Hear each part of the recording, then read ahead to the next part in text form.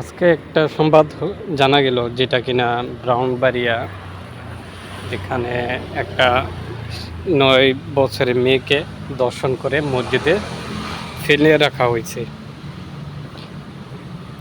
তো সামনে হচ্ছে নির্বাচন, আর সবচেয়ে বড় কথা হচ্ছে এখন যে সরকার আছে, তত্ত্বাবধায়ক সরকার তো না বলে, অন্তর্ভুক্তির সরকার, তারা সীমিত সময়ের জন্য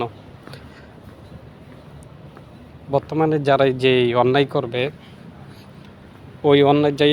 ওই অন্যায় অনুযায়ী তাদেরকে শাস্তি দিতে হবে। কিন্তু এখন বর্তমানে যে সরকার আছে তাদের কিন্তু ওরকম ক্ষমতা নাই, কারণ তারা যেটাই পদক্ষেপ নেবে ওইটা রেকর্ড হয়ে থাকবে আজীবনের জন্য।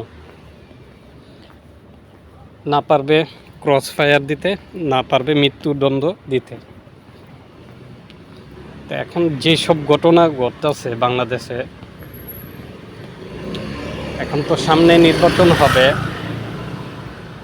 আর এর ভিতরে দেশের অবস্থা জঘন্য করার জন্য আরও বিভিন্ন পন্থা অনেকেই অবলম্বন করে রাখতে পারে, কারণ তাদের প্ল্যানই এরকম।